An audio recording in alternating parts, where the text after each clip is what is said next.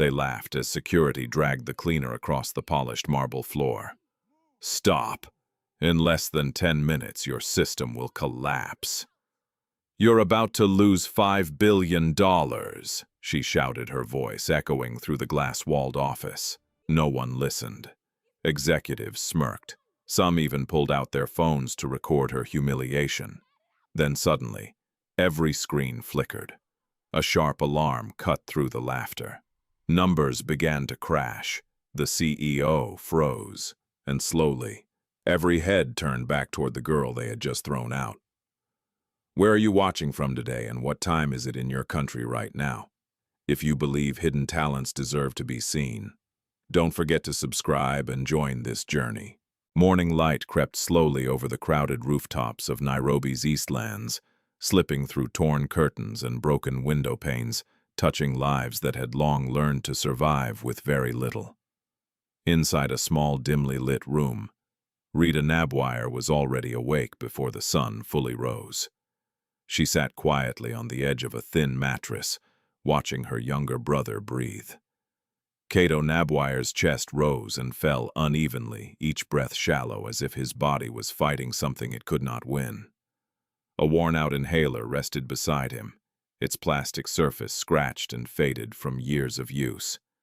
Rita reached out gently and brushed a hand over his forehead. Still warm. Her heart tightened. "Kato," she whispered softly. His eyes fluttered open, weak but smiling. "You're going to be late again," he murmured, his voice dry but teasing. Rita forced a small smile. "You worry too much. I'm the older one," he joked faintly. She laughed quietly, though her eyes betrayed her exhaustion. "You're 10, Kato, and wiser than you," he replied, closing his eyes again. For a moment, Rita just sat there watching him, memorizing his face like she always did before leaving, because every morning carried a quiet fear. What if something changed while she was gone? She stood adjusting her worn uniform, a faded gray cleaning outfit, with frayed edges, and tied her hair back neatly. No matter how hard life pressed down on her, Rita always carried herself with quiet dignity. Before stepping out, she placed a small plate of bread and tea near Kato's side. "Eat when you wake up properly," she said softly. He didn't respond this time. He had already slipped back into restless sleep. Rita paused at the doorway. Then she left. The city was already alive when she stepped into the street. Matatus blared loud music. Vendors shouted over one another. Dust rose into the morning air as people rushed toward their daily struggles. Rita moved quickly, weaving through the chaos with practiced ease. In one hand, she held a small plastic bag, inside it a carefully wrapped flash drive, something she guarded more closely than anything else she owned, because inside that tiny device was her past, and maybe her future. Neotech Solutions towered above the surrounding buildings like a symbol of another world. Glass walls reflected the sky. Security guards stood at attention. Expensive cars lined the entrance, each one worth more than everything Rita had ever owned combined. She stopped for a brief second at the gate, then lowered her eyes and walked in. "Cleaner, you're late." The voice was sharp, dismissive. Rita didn't look up. "Good morning, Mr. Kamau." The head supervisor barely acknowledged her greeting. "Don't good morning me. The executive floor needs to be spotless today. Big investors are coming." "Yes, sir. And don't wander around like last time. You people always looking where you shouldn't." Rita nodded silently. She had learned long ago that defending herself only made things worse. Inside the building felt like another universe. Cold air conditioning replaced the dusty heat outside. Marble floors gleamed under soft lighting. Screens lined the walls, displaying charts, data, and numbers moving faster than most people could understand. But Rita could, even from a distance, even from a glance. As she pushed her cleaning cart toward the elevator, her eyes flickered briefly toward one of the large digital displays. Lines of code, financial streams, security protocols. She didn't stop walking, but something in her gaze sharpened.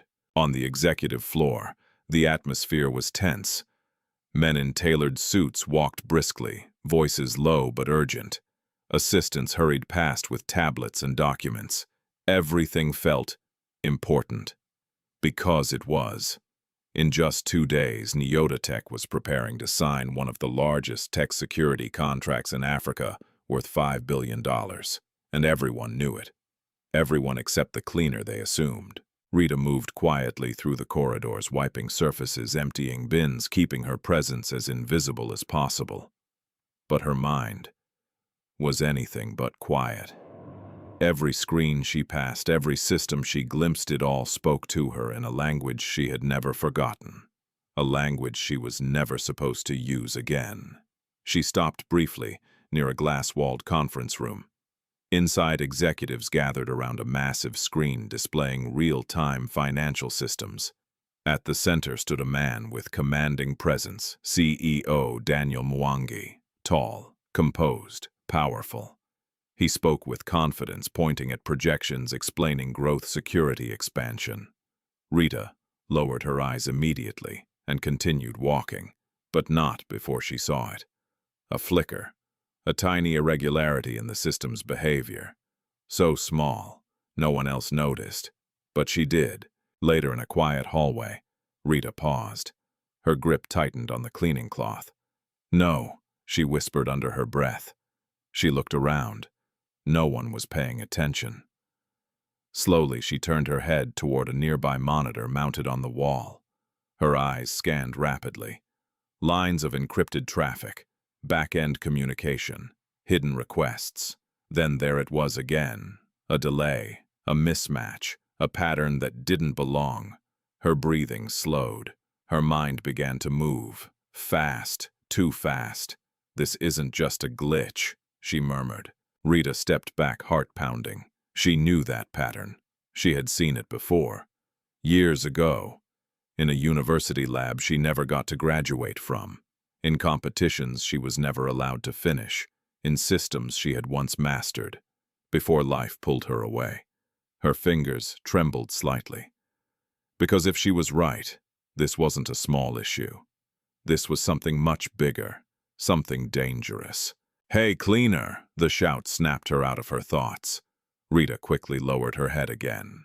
"Yes, why are you standing there? Move, this is not your office." "I'm sorry."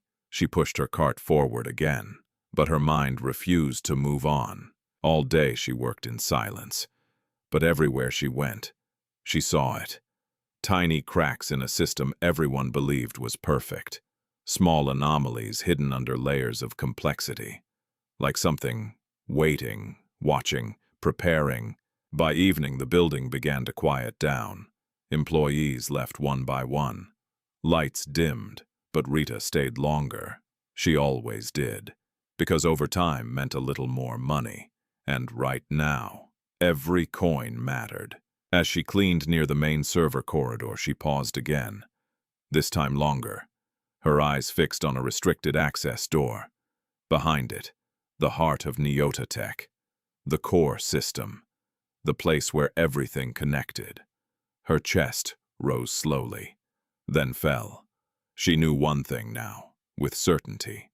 Something was wrong, very wrong, and no one else had seen it. Yet, Rita tightened her grip on the cleaning cart. A quiet war had already begun inside her. Walk away and stay safe. Or step forward and risk everything. Her eyes slowly lifted, and for the first time that day, there was no hesitation left in them. Only clarity, only decision, only the beginning of something that would change everything. By the next morning, the city moved as if nothing unusual existed beneath its surface. But inside Tech Solutions, something invisible had already begun to shift. Rita Nabwire felt it the moment she stepped through the glass doors again. Not in the air, not in the noise, but in the system. "Cleaner. Over here." Rita turned immediately. A young woman in a fitted navy dress stood near the reception desk, arms crossed, eyes sharp with irritation. Her name was Lydia Wanjiku, one of the executive assistants known for her cold efficiency and colder attitude. "You missed a spot yesterday," Lydia said, pointing at a barely visible mark on the polished floor. "I'll fix it right away," Rita replied quietly. Lydia stepped closer, lowering her voice just enough to sting. "You people are all the same. If you can't even clean properly, why are you here?" Rita said nothing. She simply knelt down and began wiping the floor again. Because she had learned something long ago.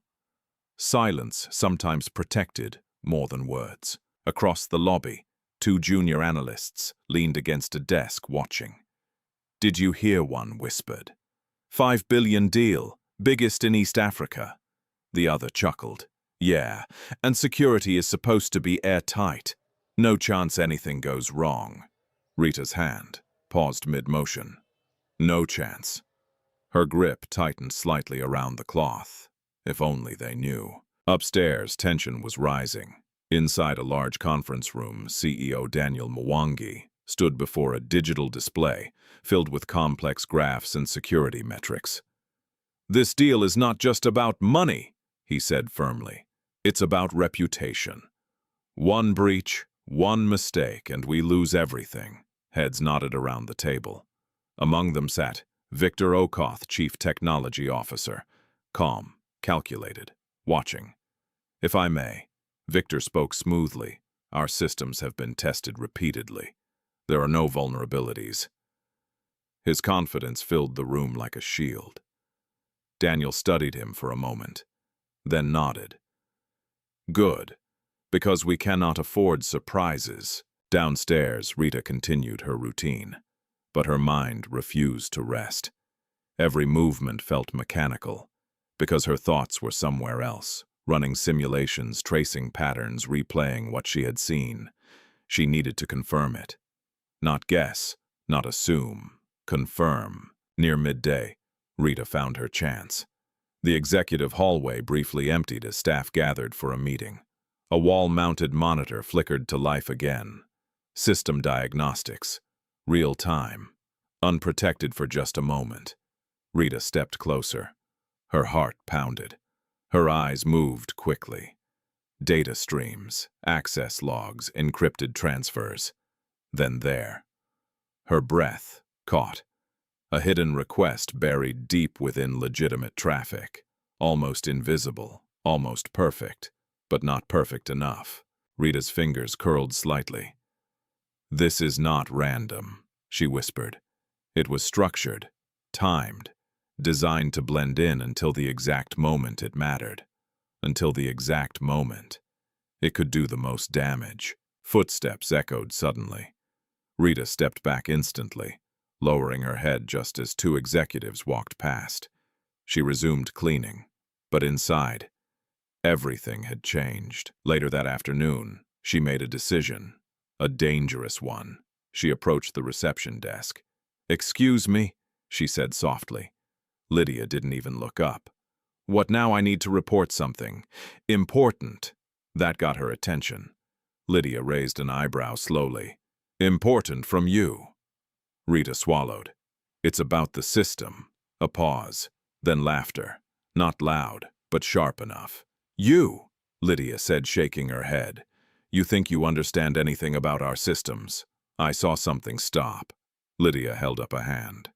"This is not your place. Go back to your work." Rita hesitated, just for a second. "Then I think there's a security breach."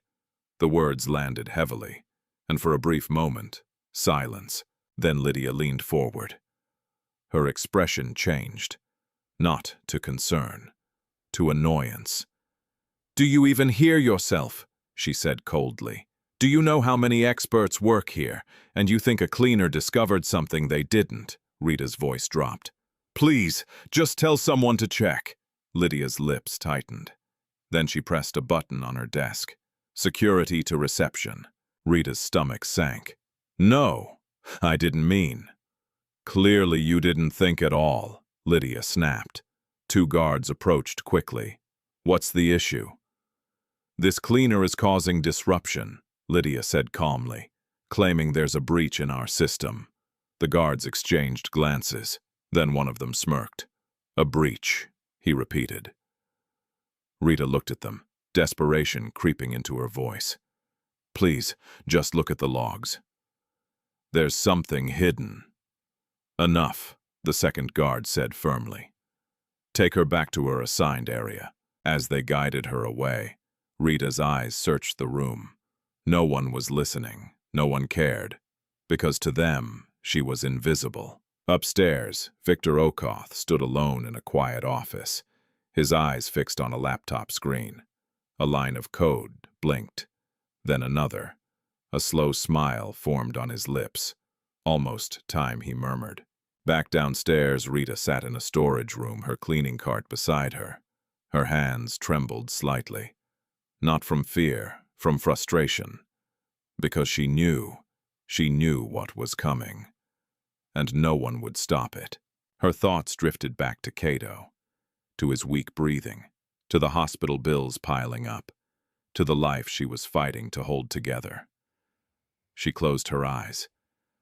Just for a moment.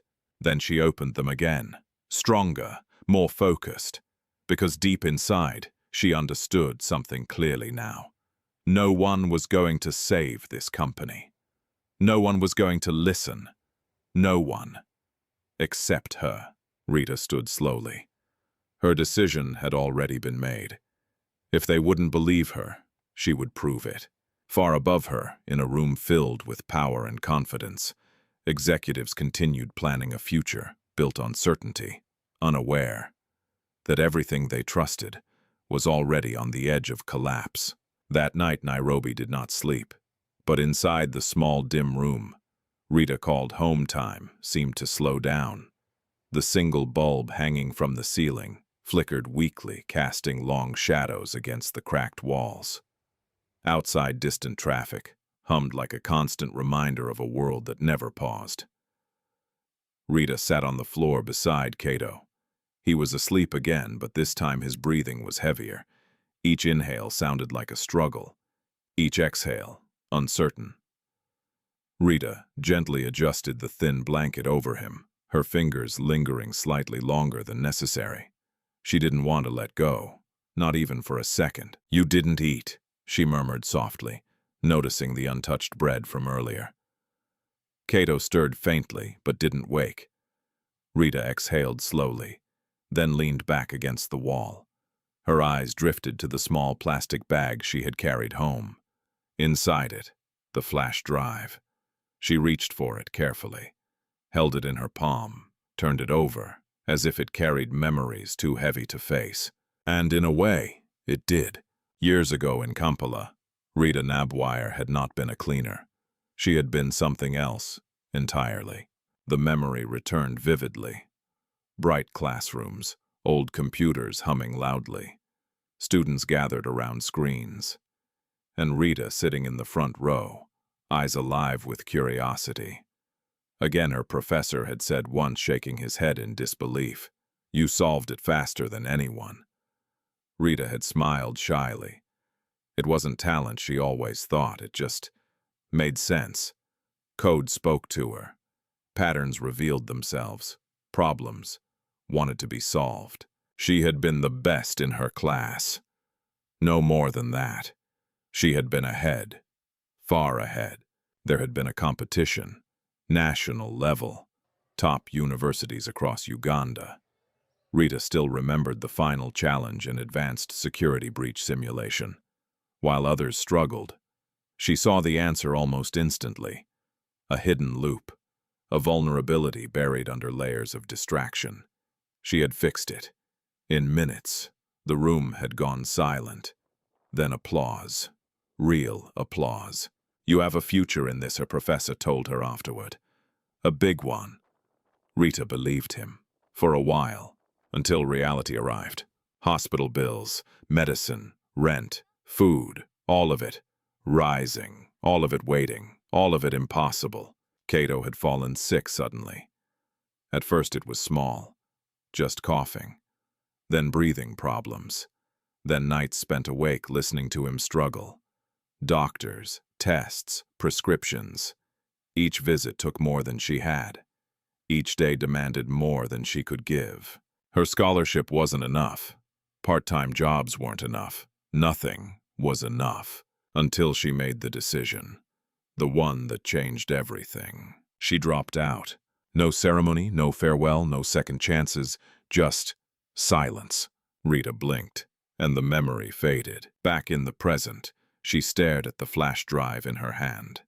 Inside it, her projects, her code, her unfinished dreams, proof of who she had been, and maybe who she still was. Kato shifted slightly. "Rita," he whispered weakly. She leaned forward immediately. "I'm here." "You're tired," he murmured. She shook her head. "No. You always say that," he said faintly, a small smile forming. "But I can see it." Rita swallowed. "I'm okay." Kato looked at her, his eyes soft but knowing. "You used to smile more." That hit deeper than anything else. "I'll smile again," she said quietly. When he asked, Rita hesitated, then answered truthfully. "When things get better." Kato nodded slowly. "I believe you." Silence filled the room again. But this time it wasn't empty. It was heavy. Rita stood up and walked toward the small wooden table in the corner. An old laptop sat there. Cracked screen, worn keyboard, barely functioning, but still alive. She plugged in the flash drive. The screen flickered, then stabilized. Lines of code appeared. Her code, her world. For a moment, everything else disappeared. No poverty, no pain, no fear. Just logic, just clarity, just control. Her fingers hovered above the keyboard, then began to move. Slowly at first, then faster. She recreated what she had seen at Neototech, the patterns, the delays, the anomalies. She built a simulation, ran it, watched it unfold, and then her heart stopped. The system collapsed, completely. Rita leaned back sharply. "No," she whispered. But she already knew. It wasn't a glitch, it wasn't a small breach. It was a full system takeover. Timed, precise, destructive. $5 billion. Gone. Just like that. Her hands trembled slightly. But her eyes sharpened. Because now she understood everything. "This is intentional," she said under her breath. "Someone inside the company." She paused, then finished the thought. "Is helping them." Rita stared at the screen. At the simulated collapse, at the inevitable outcome. Unless someone stopped it. Her mind raced. Calculations, possibilities, paths, solutions. There was a way, a difficult one, but a way. She leaned forward again, started typing, building, rewriting, designing a counter. Time passed. Minutes, hours. She didn't notice. Until suddenly, the laptop froze, then shut down. No, Rita gasped. She hit the power button. Nothing. Again. Nothing. The battery was dead, and the charger broken. Rita sat there in silence, her breathing uneven, her thoughts still racing. Then slowly, she looked back at Kato. Still asleep, still fighting. Her expression changed. Not fear, not doubt. Resolve. She stood up, walked to the window, looked out at the distant city lights. Tomorrow, she would go back, not as a cleaner, not as someone invisible, but as someone who knew the truth. Even if no one listened, even if they laughed again, even if they threw her out, she would not stop. Because this time she wasn't just fighting for a company. She was fighting for her brother, for her future, for the life that had been taken from her. And deep down, Rita Nabwire knew one thing with absolute certainty. The next move would change everything. Morning came too quickly. Rita barely slept. Her eyes burned slightly as she walked through the familiar chaos of Nairobi's streets. But her mind was sharper than ever. The simulation from the night before replayed over and over in her head like a warning she couldn't ignore. Because now she knew this wasn't just a threat. It was a countdown. Neotech Solutions stood as tall and untouchable as ever. But Rita no longer saw it the same way. To everyone else it was a fortress. To her it was already compromised. She entered quietly as she always did. But something inside her had changed. She didn't lower her gaze as quickly. She didn't shrink into the background. She observed, carefully, intentionally. "Hey, cleaner," the voice came from behind. Rita turned. A tall man in a sleek charcoal suit stood there, his expression calm, but his eyes calculating. Victor Okoth, Chief Technology Officer, the man responsible for the very system she had been studying. Rita's heartbeat slowed, not from calm, but from instinct. Something about him felt wrong. Not obvious, not loud, but precise. "You work late, don't you?" Victor asked casually. Rita nodded slightly. "Sometimes." He studied her for a moment, longer than necessary. "As long as you stay where you're supposed to," he added. The tone was polite, but the meaning wasn't. Rita lowered her head again. "Yes, sir." Victor gave a small smile, then walked away. But Rita didn't move immediately. Her eyes followed him. And in that moment, everything connected. The system, the precision, the hidden back door. And him. Rita's chest tightened. "It's him," she whispered under her breath. Not a guess, not a suspicion. A certainty forming from logic and instinct combined. Victor Okoth was involved. The realization didn't bring fear. It brought clarity. Because now she knew where to look. Throughout the morning, Rita worked as usual, but her attention was focused. Every movement around Victor, every interaction, every access point. She noticed something others didn't. Victor rarely used visible terminals. He carried everything with him. Encrypted tablet, private network, minimal trace. Careful, very careful. Too careful. Later, near the IT operations corridor, Rita slowed her pace. Victor stood near a secured door, speaking quietly with a man Rita didn't recognize. Foreign, sharp features, low voice. Their conversation was brief, but one word slipped through. "Transfer window." Rita's pulse quickened. That was it. That was the moment. The exact timing of the attack. She lowered her head and moved on before they could notice her watching. But inside, her mind exploded into motion. Back in a quiet supply room, Rita pulled out a small notebook from her pocket. Worn, creased, filled with scribbled codes and thoughts. She began writing quickly, mapping everything: patterns, timelines, access routes, Victor's behavior, the hidden traffic, the simulation result. And then she saw it. A gap, a narrow window in the system's internal communication. Just a few seconds. But enough. Enough to stop it. Rita stared at her notes, her breathing steady, focused. "This is the entry point," she murmured. But there was a problem. Access. She didn't have clearance, didn't have credentials, didn't have authority. All she had was knowledge and courage. Across the building, Victor Okoth sat in his private office. The blinds half closed, the room dim.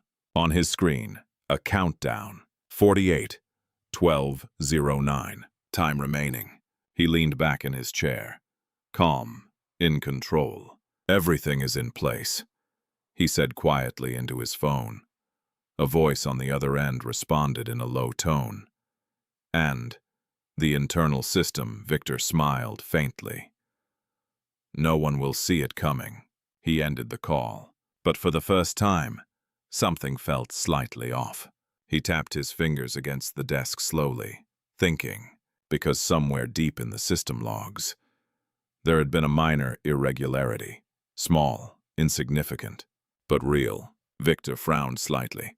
"Probably nothing," he muttered. Yet something inside him didn't fully agree. Back downstairs, Rita closed her notebook. Her hands were steady now. Her fear had transformed into purpose. She looked around the empty room. then down at her worn uniform. A cleaner. Invisible. Ignored. Perfect. Because no one watches what they don't respect. And that would be her advantage. Rita stood up slowly. Her decision was final now. She would not wait. She would not hope someone else fixed it. She would not beg to be believed again. This time she would act, even if it meant breaking rules, even if it meant risking everything. Because somewhere in that building, a man in a suit believed he was untouchable. And somewhere else, a girl in a cleaner's uniform knew he was wrong. The game had already begun. Victor had power, access, authority. But Rita had something far more dangerous, the truth. And time was running out. That night, Neotech Solutions transformed. The bustling energy of the day dissolved into a quiet, controlled stillness. Hallways that once echoed with confident footsteps now lay almost silent, lit only by cold fluorescent lights and the occasional glow of security panels. For most employees, the day had ended. For Rita Nabwire, the real work was about to begin. She waited, patiently. In the shadows of the lower maintenance corridor, her cleaning cart positioned exactly where it would not raise suspicion. The building's rhythms had become familiar to her. Over months she knew when the guards changed shifts, when the cleaning rotations overlapped, when certain doors were left unattended, for just seconds longer than they should be. Tonight, those seconds mattered. Rita glanced at the wall clock. 10:47 p.m. Her pulse slowed deliberately. Not from calm, from control. Footsteps approached. Two guards, laughing quietly, unaware. "I'm telling you, man, after this deal, bonuses will be crazy," one said. "Yeah, if nothing goes wrong," the other joked. They both laughed. Rita lowered her head slightly as they passed. Invisible. Just another cleaner finishing her shift. When the sound of their footsteps faded, she moved. Quick, precise. She pushed her cart toward the restricted server corridor. A red panel blinked beside the door. "Access authorized personnel only." Rita stopped, took a breath, then reached into her pocket. A small card, not hers. Earlier that evening, she had noticed a junior IT staff member carelessly leave it on a desk while rushing out. Rita had hesitated, just for a second, then taken it. Now that decision stood between her and everything. She lifted the card slowly, held it against the scanner. A pause, a beep, green light. The door clicked open. Rita's heart pounded, but her face remained calm. She stepped inside. The air changed immediately, cooler, sharper. Rows of servers stretched endlessly, blinking with soft blue and green lights. The hum of machines filled the room, like a constant mechanical heartbeat. This was the core. Rita moved deeper into the room, her eyes scanning quickly. Every second mattered. Every movement had to be exact. She found an open terminal, active, unlocked. Her fingers hovered above the keyboard. Just for a moment. Then she began. Lines of code scrolled rapidly across the screen. Her breathing synced with her typing. Fast, focused. She accessed internal logs, cross-referenced traffic, tracked hidden requests. And then she found it. The back door, buried deep within legitimate processes. Disguised, elegant. "Victor," she whispered. It was brilliant, dangerously brilliant. If she hadn't seen the pattern before, she never would have noticed. Rita leaned closer. Her fingers moved faster. She needed proof. Not assumptions, not suspicions. Proof. Data began to extract. Encrypted files, hidden connections, external links. And then a name appeared. Not Victor. Someone else. Rita frowned. Scrolled further. Another name. Foreign. Unknown. Her mind raced. Victor wasn't working alone. This was bigger. Much bigger. Suddenly, a sound. Footsteps. Rita froze. Not distant. Close. Too close. Her eyes flicked toward the entrance. Shadows moved under the door. Someone was coming. Her heart slammed against her chest. Think. Fast. She minimized the screen. switched windows, pulled up a maintenance interface.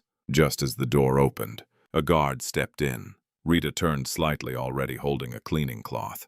Calm, controlled. "What are you doing here?" he asked, suspicion in his voice. "Cleaning," Sir Rita replied softly, gesturing toward the nearby equipment. The guard looked around, then back at her.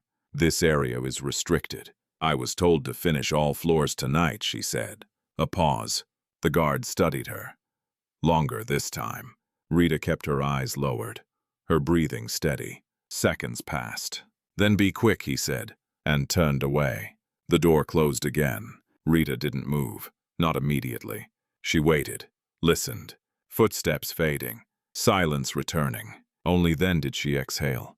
Slow, controlled, but her hands trembled slightly now. Not from fear, from the realization she had just crossed a line. There was no going back. Rita turned back to the screen. The system was still active, still vulnerable, still counting down. She reopened the hidden logs. Her eyes narrowed. The transfer window, exactly as she predicted. Precise, timed, unstoppable, unless she intervened. Rita swallowed. "This is it," she whispered. But something else caught her attention. A secondary trigger. Backup protocol. Even if the first attack failed, a second would activate. More aggressive, more destructive. Her chest tightened. They planned everything. This wasn't just a theft. It was sabotage. Total collapse. Rita leaned back slightly.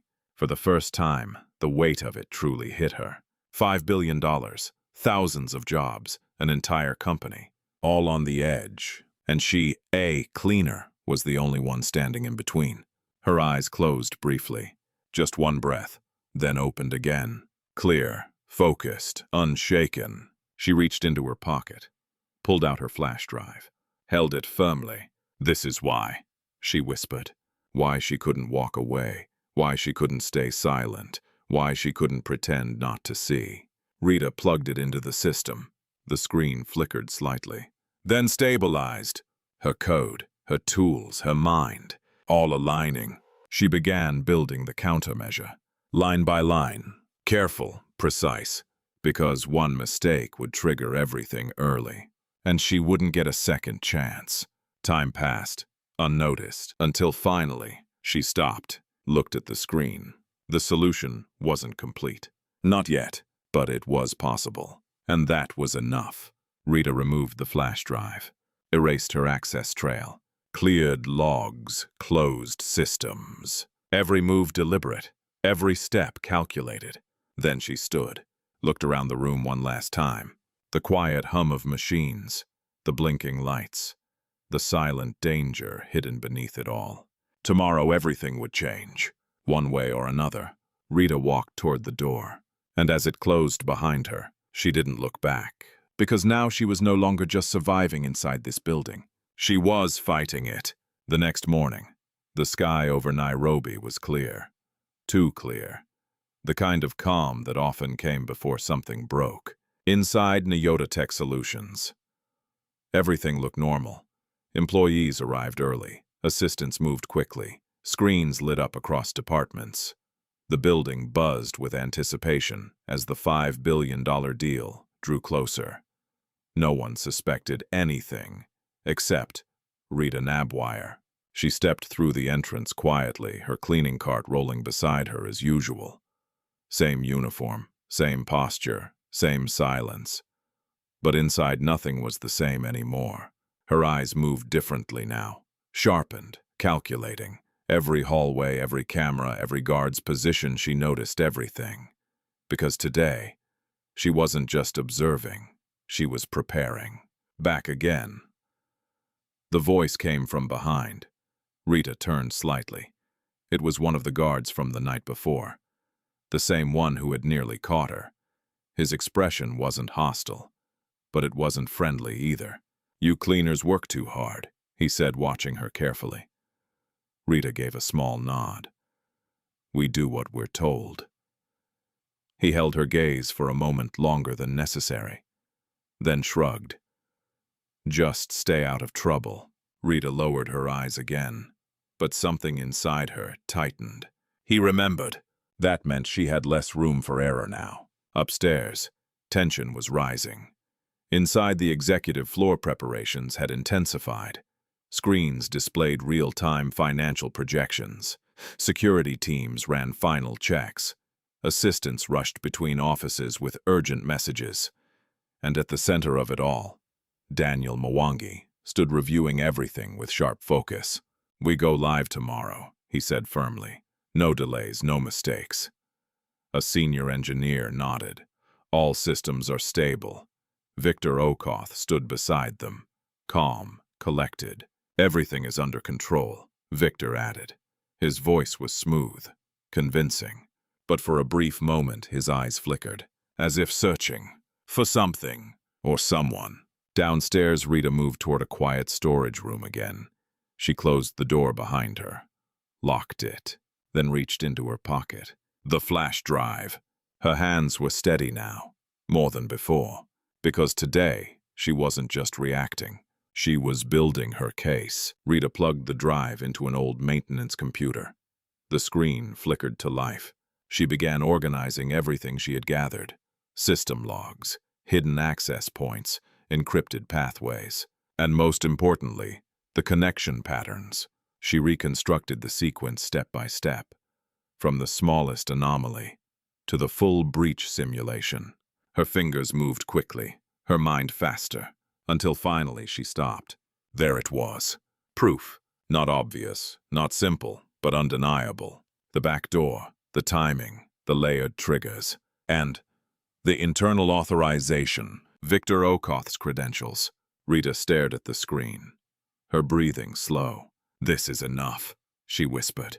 But even as she said it, she knew the truth. It wasn't enough. Not for them, because no one would believe a cleaner accusing the CTO. Her shoulders lowered slightly, frustration creeping in.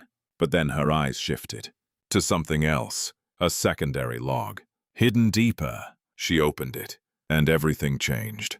There were transfers, small at first, unnoticed, then larger, gradually increasing. Money, data, access, all flowing out, over time. Her heart tightened. "This has been happening," she whispered.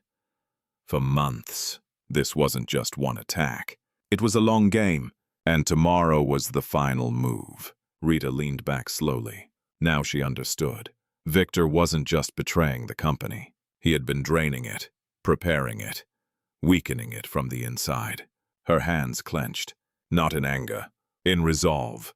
She needed to show this, not explain it, not argue it. Show it, visibly, clearly, undeniably. But how? The system itself. That was the answer. If she could expose it live, during the deal, in front of everyone, then they would have no choice. Rita's eyes sharpened. "That's the only way," she said softly. Suddenly, a loud knock hit the door. Rita froze. "Open up." Her heart skipped. The guard. Again. Now. Rita quickly pulled out the flash drive, closed the system, cleared the screen, then unlocked the door. The guard stepped in immediately. His eyes scanned the room. "What are you doing in here?" "Cleaning supplies," Rita said calmly. He stepped closer. Too close. His eyes dropped to the computer, still warm. "Were you using this?" Rita shook her head. "No." A pause. Long, heavy. The guard studied her. Then suddenly, he reached past her, touched the keyboard. Still active. His expression changed. "I knew it," he muttered. Rita's chest tightened. "You're not just cleaning, are you?" She didn't answer, because there was nothing she could say that would matter. The guard straightened. "Come with me." Rita didn't move. Now, 2 more guards appeared behind him. "No escape." "No time." Rita took a slow breath, then stepped forward. As they escorted her out, her mind didn't panic. It calculated, because even now, even here, she still had one advantage. They didn't know everything. Not yet. And tomorrow, everything would be revealed, one way or another. As Rita walked through the hallway surrounded by guards, employees began to notice. Whispers spread. "Is that the cleaner? What did she do? Did she steal something?" Phones lifted. Eyes watched. Judgment formed. Rita kept her head down, but her mind remained unshaken, because this wasn't the end. It was exactly where the real story was about to begin. The hallway seemed longer than usual, or maybe it was the weight of every eye watching her. Rita Nabwire walked between the guards without resistance, her hands empty, her face calm, but inside something fragile trembled beneath the surface. Not fear, not exactly. Something deeper, something heavier. They led her past the reception desk. Lydia Wanjiku looked up immediately. Her lips curved into a faint, satisfied smile. "I knew it," she muttered under her breath. Rita heard it, but didn't respond, because at that moment, words had no power.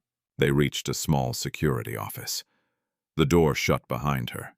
The air inside felt tight, controlled, cold. "Sit," Rita obeyed. One of the guards stood across from her, arms crossed. The same one who had caught her. His expression wasn't mocking anymore. It was serious. "Who are you?" he asked. Rita blinked slightly. "A cleaner," she replied. "That's not what I asked." Silence filled the room. The guard leaned forward.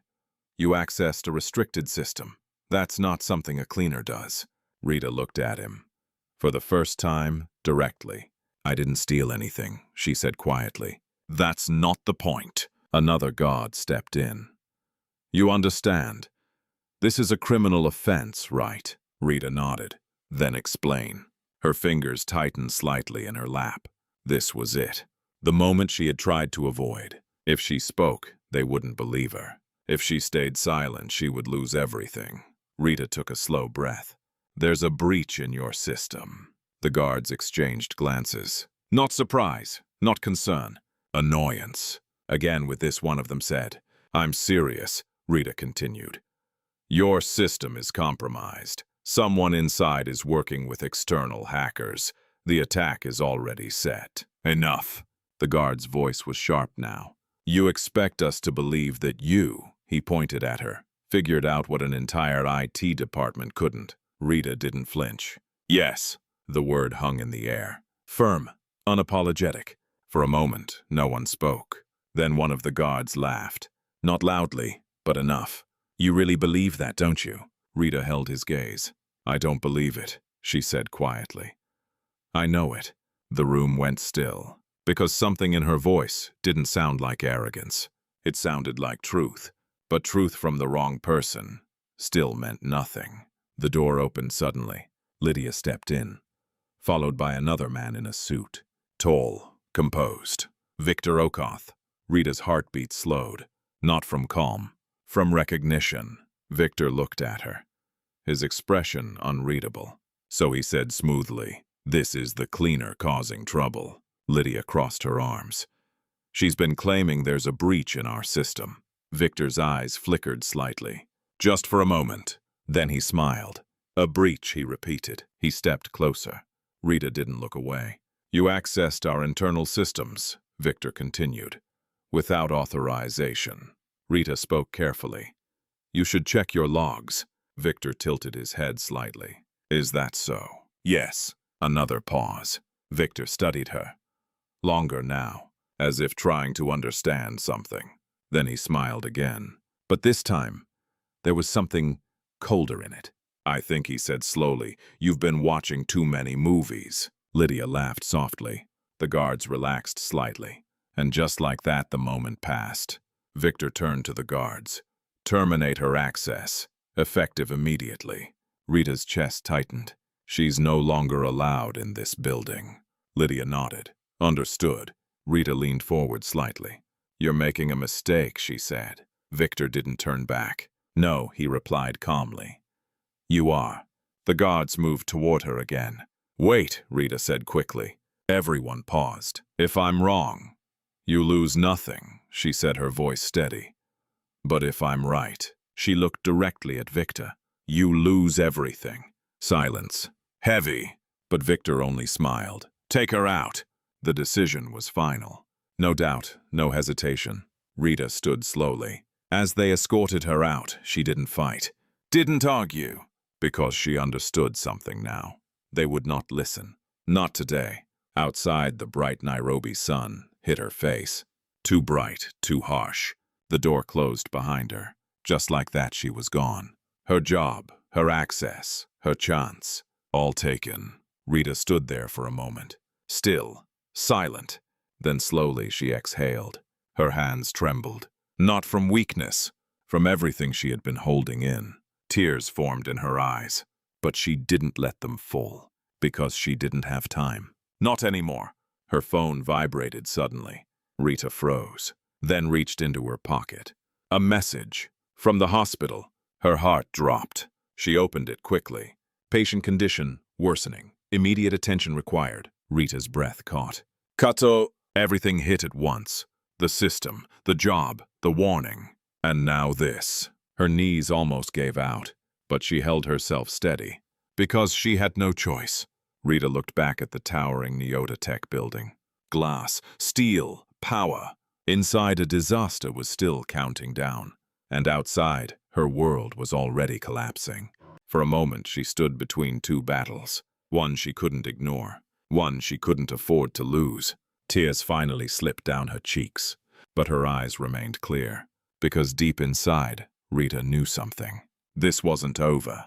Not yet. Even if they had thrown her out, even if they refused to listen, she still had one move left, and she would use it, no matter what it cost.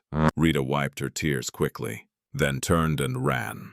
Not away, but toward everything she was about to fight for. The hospital smelled of antiseptic and quiet desperation.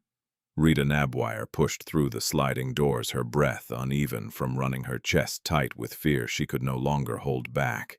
The noise of the city faded behind her, replaced by low voices, distant beeping machines, and the heavy silence that always surrounded suffering. Kato Nabwire, she said quickly at the reception desk, her voice trembling despite her effort to stay composed. The nurse glanced at the screen. Ward C. He's been asking for you. Rita didn't wait for anything else. She ran. Kato lay on a narrow bed, smaller than she remembered his face, pale against the white sheets. The oxygen mask covered half his face, and wires connected him to machines that monitored every fragile breath. Rita stopped at the doorway. For a second, she couldn't move. Kato, she whispered. His eyes opened slowly, and when he saw her, he smiled. Weak, but real. You came, he murmured. Rita rushed to his side, taking his hand gently. Of course I came. You're late, he teased faintly. She let out a soft, broken laugh. I had something to deal with. Kato studied her face. You lost your job, didn't you? Rita froze. She hadn't said anything. But somehow he knew. She looked down, then nodded slowly. Kato's fingers tightened weakly around hers. I'm sorry. No, Rita said quickly, shaking her head. Don't say that. It's because of me, he whispered. If I wasn't sick, stop. Her voice was firm now, stronger than before. This is not your fault. Silence settled between them. Heavy, but honest. Kato closed his eyes briefly, then opened them again. You always fix things, he said softly. Rita swallowed. I don't know if I can fix this one. Kato smiled faintly. You will. His confidence hit her harder than fear ever could. Because he believed in her. Even now, even here. Rita looked at him. Really looked. And something inside her shifted. This wasn't just about survival anymore. It was about him. She leaned closer. I need you to stay strong, she whispered. Kato nodded slightly. I will, if you promise something. What? Don't give up. Rita's throat tightened. I won't, she said. And this time, she meant it completely. Hours passed slowly. Doctors came and went. Machines beeped steadily. Rita didn't leave his side. Not until a doctor approached. We need to start a new treatment, he said carefully. But it's expensive. Rita already knew what that meant. How much, she asked quietly. The number, he said, felt impossible. Her heart sank. I don't have that, she admitted. The doctor hesitated. We'll do what we can, he said gently. But they both knew that wasn't enough. Rita stood there in silence. Then slowly, she nodded. Thank you. But as the doctor walked away, her mind began to move again. Fast, sharp, focused. Because now she had nothing left to lose. Rita stepped outside the ward, pulled out her phone, opened her notes. Everything she had gathered, everything she had built, everything she knew. The system, the breach, Victor Okoth, the transfer window. And then her eyes narrowed.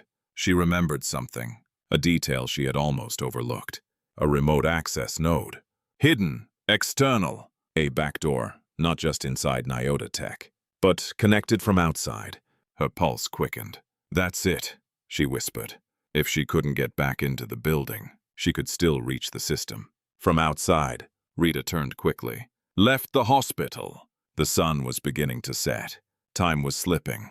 And tomorrow, everything would happen. She walked fast, then faster, until she reached a small internet cafe. Old computers, slow connections, but enough. Rita sat down, plugged in her flash drive. The screen flickered. Then her world came back to life. Code, systems, access points. She began tracing the external node. It was hidden well, protected, encrypted, but not invisible, not to her. Her fingers moved rapidly across the keyboard, breaking through layers, bypassing defenses, reconstructing access. Time blurred. Minutes felt like seconds, until finally, she got in. A small window opened. Connection established. Rita's breath caught. She was inside.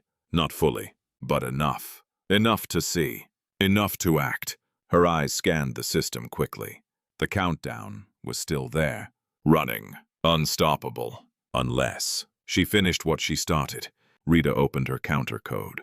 Adjusted it. Strengthened it. Prepared it. But something was missing. Timing. Precision. She couldn't just stop the attack. She had to expose it. Publicly. Clearly. In a way no one could deny. Her mind raced. Then, an idea. Dangerous, but perfect. She would trigger a partial reveal. Just enough to alert the system. Just enough to force them to see. And then, she would finish it. At the exact moment, Rita leaned back slightly, her heart pounding. Because this was everything. If she failed, the system would collapse, the company would fall, and she would lose her only chance. But if she succeeded, everything would change. Rita closed her eyes briefly, then opened them again. Focused, determined. This is for you, Kato, she whispered. Her fingers moved one last time. And then she pressed enter. Somewhere inside Nyota Tech, a small, unnoticed shift began. The first crack, the first signal, the first warning. But no one understood it yet. Not even Victor. But soon, they would. Very soon. The first signal arrived like a whisper. So soft that most people didn't notice. Inside Nyota Tech Solutions, screens flickered for less than a second. A minor delay, a slight distortion. Then everything returned to normal. Probably just a refresh glitch, one engineer muttered, barely looking up. No alarms, no panic, no concern. Except Victor Okoth saw it. He was in his office, reviewing final integration reports when the flicker appeared across his screen. Just one frame, just one inconsistency. But Victor didn't believe in coincidences. His fingers stopped moving, his eyes narrowed. Then slowly he leaned forward. Run diagnostics, he said into his intercom. Within seconds, a junior engineer responded. Everything is stable, sir. Victor didn't reply immediately, because something inside him didn't agree. He opened a hidden panel, accessed a deeper layer of the system. Logs began to scroll. Clean, ordered, controlled. Too clean, Victor frowned. Then he saw it. A trace. Tiny, almost erased, but not completely. Someone had touched the system. His system. Victor's jaw tightened. That's not possible, he murmured. No one had access. No one should even know where to look. Unless, his mind moved quickly. Not an employee, not an engineer. Someone else. Someone he had underestimated. Victor stood up slowly. Check all access logs from last night, he ordered. Yes, sir. Moments later, the answer came. Sir. There was a brief unauthorized access in the server room. Victor's eyes darkened. Who? A pause. A cleaner. Silence. Heavy. Then Victor smiled. But there was no warmth in it. Of course, he said quietly. The pieces aligned. The flicker, the trace, the timing. She hadn't been guessing. She had seen it. And worse, she had acted. Victor walked toward the window slowly. The city stretched before him. Calm, unaware. Just like the people inside his company. But now there was a problem. Not the system. Ha! She's still out there, he murmured. And if she had accessed the system once, she could do it again. Victor turned sharply. Locate her. Yes, sir. And increase internal monitoring. I want every anomaly reported immediately. Yes, sir. Victor exhaled slowly. For the first time, the plan wasn't perfect anymore. And that was unacceptable. Meanwhile, across the city, Rita Nabwire stared at the screen in front of her. The cafe was nearly empty now, the owner half asleep in the corner. The hum of outdated computers filling the quiet space. But Rita didn't notice any of it. Her eyes were locked onto the system, because she saw it. The reaction. Small, controlled, but real. They noticed, she whispered. Her signal had worked. She had touched the system, and Victor had felt it. Good. That meant he would move. And when he moved, he would reveal himself. Rita's fingers moved quickly again. She traced the internal responses. Security shifts, monitoring increases, access restrictions tightening. Victor was reacting exactly as she expected. Careful, precise, but also nervous. Rita leaned forward. This is where you slip, she murmured. Because no system, no matter how perfect, could hide under pressure forever. She opened a new panel, tracking Victor's internal access patterns, watching, waiting. And then, there it was. A change. Victor accessed the hidden channel, the one she had seen before, the one connected to the external breach. Rita's pulse quickened. Yes, she whispered. This was it. Proof. Live. She began recording everything. Every command, every line, every movement. Because now she wasn't just stopping him. She was exposing him. Back inside Nyota Tech, the atmosphere had changed. Subtly, but noticeably. Engineers were quieter. Security teams more alert. Even Daniel Mwangi sensed it. He stood in the main operations room watching the screens. Something's off, he said. A senior engineer nodded slowly. We're seeing minor irregularities. Nothing critical, but unusual. Daniel's expression tightened. Fix it. We're trying. Victor entered the room. Calm, collected. Just minor fluctuations, he said smoothly. Nothing to worry about. Daniel looked at him. Long, carefully. Are you sure? Victor held his gaze. Absolutely. But something in his tone didn't sit right. Back in the cafe, Rita saw it all. Every move, every lie. And now she had everything she needed. Her hands trembled slightly. Not from fear, from the weight of what she held. Because this could destroy him completely. But it could also destroy her if she made one mistake. Rita leaned back slightly. Her eyes closed briefly, then opened again. Focused, sharp. Because the hardest part was still ahead. Stopping the attack. In real time, at the exact second, with no margin for error. She checked the countdown. Less than 24 hours. Time was almost gone. Rita whispered softly. One move. That's all I have. And somewhere across the city, Victor Okoth stood in silence, watching, waiting, unaware that the one person he dismissed was already inside his game. And winning. The day of the deal arrived. Nyota Tech Solutions had never looked more powerful. Glass walls reflected the bright Nairobi morning. Luxury cars lined the entrance. Security presence doubled. Inside, every department moved with urgency and precision. Today, everything would be decided. Rita Nabwire stood across the street, watching. She looked different now. No uniform, no cleaning cart. Just a simple worn dress and a quiet determination in her eyes. In her hand, The flash drive. Everything she had. Everything she needed. Her heart beat steadily. Not fast. Not panicked. Focused. Because today, there would be no second chances. Rita took a breath, then crossed the street. Security at the entrance immediately noticed her. "You again." The same guard stepped forward. "I told you you're not allowed here." Rita didn't stop walking. "I need to speak to the CEO." The guard laughed. "You and everyone else. This is not a joke. Turn around." Rita stood her ground. "Your system is about to collapse." A few people nearby turned to look. Whispers began. "Is that the cleaner from yesterday? She's back." The guard stepped closer. "You need to leave. Now." Rita shook her head. "Call Daniel Mwangi." The use of his full name made the guard hesitate for a second. But only a second. "Enough." He grabbed her arm. And just like that, the moment from the hook returned. Rita struggled slightly. "Listen to me," she shouted. "You're about to lose $5 billion. Laughter broke out. Not loud, but enough. Phones lifted again. Recording, watching, mocking. Inside, the deal was already beginning. In a large conference hall, executives and investors sat around a long glass table. Screens displayed live data, numbers, projections, everything perfect. Daniel Mwangi stood at the head of the table. Confident, in control. "Gentlemen," he began, "today marks a new chapter for Nyota Tech." Suddenly, a faint noise interrupted him.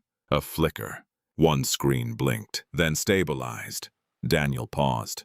"Continue," one investor said. Daniel nodded, but something in his eyes shifted. Because he remembered. The cleaner.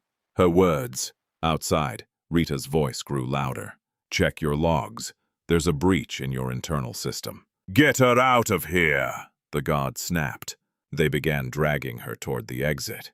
Rita's grip tightened around the flash drive. Her mind raced. This was it. Her last chance. If she left now, everything would happen exactly as planned. Victor would win. The system would collapse. And no one would ever know the truth. Inside, Victor Okoth stood quietly near the back of the room. Watching. Waiting. His expression calm. But his eyes alert. Because something didn't feel right. Not anymore. Back outside, Rita stopped resisting. Suddenly, the guards paused. Confused. Then, she looked up, straight at the building, and pressed a button on her phone. Inside, the screens froze. Completely. Silence filled the room. Then, a sharp alarm cut through the air. Daniel turned sharply. "What's happening?" Engineers rushed forward. "System error, unexpected access. Fix it." Victor's eyes widened slightly. Because this was not part of the plan. Outside, the guards stopped. Everyone turned. Because even from outside, they could hear the alarms. Rita pulled her arm free. Slowly, deliberately, and looked directly at the guard. "I told you." Inside, the main screen flickered again. Then, something appeared. Lines of code. Moving. Changing. Alive. Daniel stepped closer. "What is this?" A voice spoke from behind. "She did this." Everyone turned. Victor stood there, calm again. But this time, his eyes were fixed. On the truth. Because he knew. This wasn't random. This wasn't a glitch. This was her. Rita Nabwire. Outside. The doors opened suddenly. "Bring her in." The guards froze, then looked at each other. "Now." Rita didn't wait. She walked forward. Through the doors. Back into the building that had thrown her out. And this time, everyone was watching. No laughter. No mockery. Only silence. Because now, they needed her. As Rita stepped into the room, her eyes met Daniel Mwangi's. For the first time. No titles, no distance. Just truth. "You have 5 minutes," she said. And just like that, everything changed. The room held its breath. Not out of respect. Not yet. But out of necessity. Rita Nabwire stood at the center of Nyota Tech's main operations room, surrounded by men and women who had spent years building reputations she had never been allowed to have. And yet in this moment, they were all waiting for her. Daniel Mwangi stepped forward, his voice controlled but sharper now. You said 5 minutes, he said. Start talking. Rita didn't move immediately. Her eyes scanned the room. The screens, the engineers, the tension. Then she walked toward the central console. No one senior engineer snapped instinctively. She shouldn't be touching that. Let her, Daniel said. Silence followed. Rita stepped up to the system. Her fingers hovered over the keyboard. Just like the night before. Just like every moment she had prepared for. Only now everyone was watching. You're under attack, she said calmly. Murmurs spread across the room. That's impossible. Our system is secure. Rita didn't react. She began typing. Lines of code appeared on the main screen. Fast, precise. The room quieted, because this wasn't guessing. This was knowledge. This is your external traffic, Rita continued. Encrypted. Masked as routine communication. She zoomed in, highlighted a section. And this, the screen shifted, is where it breaks. A small anomaly appeared, barely visible, but real. Daniel stepped closer. What am I looking at? Rita didn't look at him. A hidden entry point, she said. A back door. The engineers leaned forward now, their skepticism beginning to crack. That doesn't make sense, one of them muttered. We would have seen this. No, Rita replied, because it was designed not to be seen. She typed again. More layers unfolded, more hidden pathways revealed. The system was opening, and what it showed was undeniable. Victor Okoth stood still, too still, his eyes locked onto the screen. Every line, every reveal, because he recognized it, all of it. This is your internal authorization, Rita said. She paused, then pressed one final key. The name appeared. Clear, unavoidable, Victor Okoth. The room went silent, not confused, not uncertain, silent. Daniel turned slowly, looked at Victor. No! Someone whispered. Victor didn't speak, didn't react, at first. Then, he smiled. Not defensive, not panicked, just calm. You really are impressive, he said quietly. Gasps spread across the room. You admit it? Daniel asked, his voice low. Victor looked at him. For what? He replied smoothly. For a set of manipulated logs created by a cleaner. The room shifted again, doubt creeping back in. Rita's eyes didn't move, because she expected this. He's going to deny it, she said. Victor chuckled softly. And you expect them to believe you? Rita turned slightly. Now she looked at him. I don't expect anything, she said calmly. I prepared for it. She reached into her pocket, pulled out the flash drive, plugged it into the system. This is live tracking, she said. The screen changed. Data began to stream in real time. Victor's access, his commands, his hidden channel, all of it, happening now. The room gasped, because this could not be faked. Daniel stepped closer, his voice colder now. What is this, Victor? Victor's jaw tightened, just slightly, but still, he didn't break. You think this proves anything, he said. Rita didn't answer. She typed again. The countdown appeared. Less than 3 minutes. This is when the attack triggers, she said. The room froze. 3 minutes, someone whispered. Daniel turned sharply. Can you stop it? Rita finally looked at him. Yes. A pause. But I need control. Daniel didn't hesitate. Do it. Victor stepped forward suddenly. This is insane, he snapped. You're giving full system control to someone you don't even know. Daniel turned to him. I know enough. Their eyes locked. And for the first time, Victor's confidence cracked. Rita stepped forward, her hands steady, her mind clear. This was it. The moment everything led to. She began typing. Fast, precise. The system responded, resisted, fought back, because the attack had already begun. Victor watched, silent now, because he understood something. If she succeeded, everything ended. If she failed, everything collapsed. And right now, it could go either way. The countdown continued. 2 minutes. Rita's fingers moved faster. Rewriting, redirecting, neutralizing. The system flickered violently. Alarms screamed. Engineers shouted. System overload. Data breach escalating. Daniel stood still, watching, trusting. 1 minute. Rita's breathing slowed, because this was where she belonged. Not as a cleaner, not as someone invisible, but as the one person who could see what others couldn't. 30 seconds. Victor took a step back, because now, even he wasn't sure. 10 seconds. Rita closed her eyes, just for a fraction of a second, then pressed enter. Silence. Complete. The alarm stopped. The screen stabilized. The countdown disappeared. And just like that, everything changed. Silence did not leave the room immediately.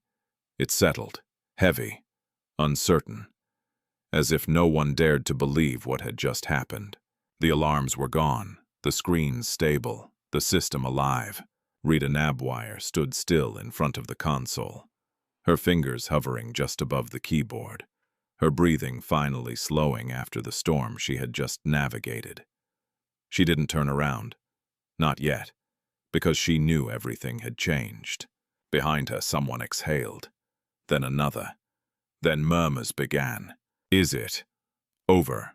Check the system. Run full diagnostics. Engineers rushed forward, fingers flying across their own terminals, verifying what their eyes were struggling to accept. It's stable, one of them said. Another checked again and again. No data loss, no external transfer. The breach is gone. The words echoed. Gone! A miracle number. A correction. Daniel Mwangi stepped closer slowly. His eyes remained fixed on the main screen. Then he looked at Rita. You stopped it, he said quietly. Not a question. A fact. Rita nodded once. Yes. There was no pride in her voice, no arrogance, just truth. But the room was not finished yet, because one question remained. How? Victor Okoth moved first. He stepped forward again, his expression controlled, but something sharper, now hidden beneath the surface. This proves nothing, he said, his voice steady but louder this time. Heads turned. The room shifted again, doubt returning. She interfered with the system, Victor continued. Anyone with basic knowledge could trigger a disruption and then claim they fixed it. Some people nodded, because it sounded logical, safe, easier to believe. Rita finally turned around. Her eyes met Victor's, calm, steady, unafraid. You're right, she said. The room stilled again. Victor raised an eyebrow slightly. I did interfere. Murmurs spread, but Rita didn't stop. I triggered a partial reveal, she continued. So, you would react. Victor's expression tightened, just slightly. And you did. Rita turned back to the screen. Her fingers moved again. The system responded instantly. A new window opened. Live logs. Real time. This is your activity, she said. The data streamed. Victor's access points, hidden channels, encrypted transfers. But this time, it wasn't historical. It was happening. Now, the room gasped. Because this could not be dismissed. Daniel stepped closer, his voice cold now. Explain this. Victor didn't answer immediately, because for the first time, he had no easy way out. Still, he tried. This could be fabricated, he said, but even he didn't sound convinced. Rita didn't look at him. She typed again. The screen split. On one side, Victor's current access. On the other, the external connection. A foreign IP. Active. Linked. And then, Rita pressed one more key. The connection expanded. Names appeared. Accounts. Transactions. Millions. Flowing. Out. The room fell silent again. But this time, there was no doubt left. Daniel's voice dropped. Security. Guards moved immediately, closing in. Victor didn't run, didn't resist. He just stood there, looking at the screen, at the truth. Then slowly, he laughed. Not loudly, not wildly. Just once. I underestimated you, he said. Rita said nothing. Victor turned to her, studied her. A cleaner, he murmured. Rita met his gaze. No, she said quietly. I just never stopped being who I was. That was the final blow. Victor's shoulders lowered slightly. Because now, There was nothing left to deny. The guards stepped forward, placed their hands on his arms. "Victor Okoth, you are under investigation for internal fraud and cybercrime." He didn't resist. As they led him away, he looked back, one last time, at Rita. And for a brief moment, there was something in his eyes. Not anger, not hatred, recognition. Because he knew she had beaten him completely. The doors closed behind him, and just like that, the danger inside the room disappeared. But something else remained. All eyes turned to Rita. No longer invisible, no longer ignored. Seen, fully. Daniel stepped forward slowly. For a moment, he didn't speak, because words didn't seem enough. Then finally, "I owe you an apology." The room froze again, because this was something no one expected. "I didn't listen," he continued, "and I should have." Rita looked at him, calm. "You couldn't have known," she said. Daniel shook his head slightly. "No," he replied. "I chose not to see." Silence. Then something shifted. Not in the system, in the room. Respect, real, earned. And for the first time, Rita felt it. Not as a cleaner, but as herself. For a brief moment, it seemed like everything was over. The system had stabilized. Victor Okoth had been taken away. The truth had been exposed. Relief moved quietly through the room, like a long-awaited breath, finally released. But Rita Nabwire did not relax. Not yet. Her eyes were still on the screen, still scanning, still thinking, because something didn't feel complete.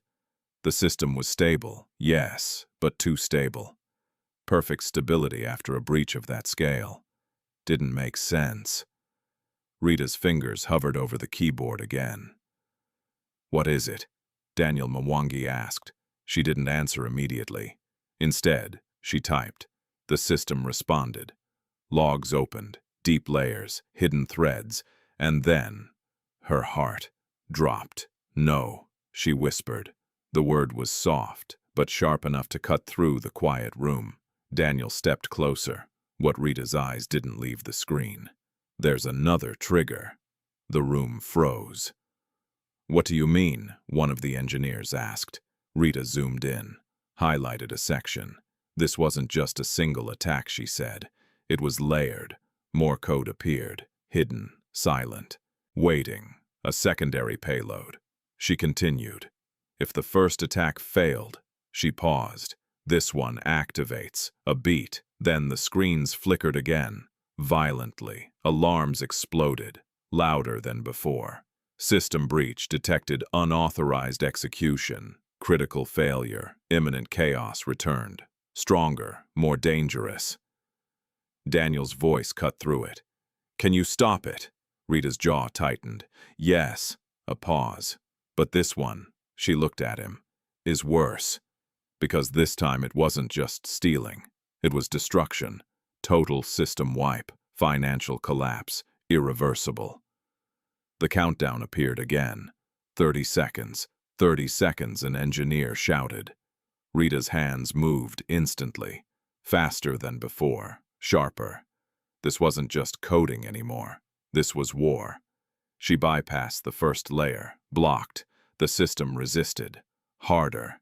"They designed it to fight back," she said through clenched teeth. Her fingers moved again. Rerouting. Rebuilding. Rewriting. 20 seconds. Sweat formed on her forehead, but her hands never slowed. Victor's backup plan was brutal. Self-learning, self-adapting. Every move she made, it countered. "Come on," she whispered. 15 seconds. Daniel stood beside her now, silent, watching, trusting. 10 seconds. The system glitched. For a moment, everything froze. Then collapsed further. "No," someone gasped. Rita's eyes sharpened. There, a gap, tiny, almost invisible, but real. Her breath slowed. This was it. Her only chance. 5 seconds. She typed one final sequence. Not to fight the system, but to outthink it. To redirect its own logic. To make it cancel itself. 3 seconds. Her fingers struck the final key. Enter. Silence complete. Then the screens went black. The alarms stopped. Everything stopped. For one terrifying second. No one moved, no one spoke, no one breathed. Then the screens came back, slowly, stabilizing, rebuilding. Alive. It's restored, an engineer whispered. Another checked, then another. No data loss, no system wipe. We're safe. The words spread. Safe again. Daniel closed his eyes briefly, then exhaled, because this time it was real. Rita stepped back from the console, her body finally reacting, her hands trembling, her breathing uneven, but her eyes still clear, because she knew it was over, completely. The room slowly came back to life, but nothing felt the same anymore, because everyone had just witnessed something impossible. A cleaner, outsmarting a system designed by the best minds in the industry, saving $5 billion. Twice. Daniel turned to her slowly. This time there was no hesitation, no doubt, only respect. "Who are you?" he asked, not as a question of identity, but of truth. Rita looked at him, and for the first time she answered fully. "My name is Rita Nabwire." A pause. "I'm a software engineer." The words settled in the room. Not shocking, just right. And in that moment, everything about her finally made sense. The room did not return to normal, because what had just happened had changed everything. Engineers stood still, staring at their screens as if trying to understand how something they had built with years of training had just been rewritten in minutes. Executives exchanged looks, no longer confident, no longer certain, and at the center of it all, Rita Nabwire stood quietly. No spotlight, no applause, just truth. Daniel Mwangi took a slow step forward, then another, until he stood directly in front of her. For a moment, he said nothing, because this wasn't a situation he had ever been trained for. Not in business school, not in leadership seminars, not in any boardroom. Finally, he spoke. "You saved this company," he said. Rita shook her head slightly. "I stopped what was already broken," she replied. Daniel's eyes softened. "That's more than anyone else did." Silence followed. Then something unexpected happened. Daniel turned to the room. To everyone here, he said, his voice steady but firm. "We nearly lost everything today." No one argued, no one moved, not because of lack of resources, not because of lack of intelligence. He paused, but because we failed to listen. The words landed heavily, because everyone understood they had all been part of it. The dismissal, the arrogance, the blindness. Daniel turned back to Rita. "And I led that failure."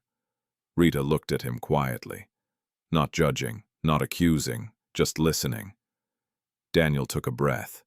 "I owe you more than an apology." A pause. "I owe you the respect you should have had from the beginning."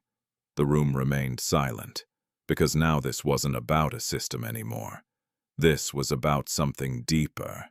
Value, truth, human worth. Daniel reached into his jacket slowly, pulled out a card, then placed it gently on the console in front of Rita. "Effective." Immediately he said, "You are no longer a cleaner at Nyota Tech." Rita's eyes flickered slightly.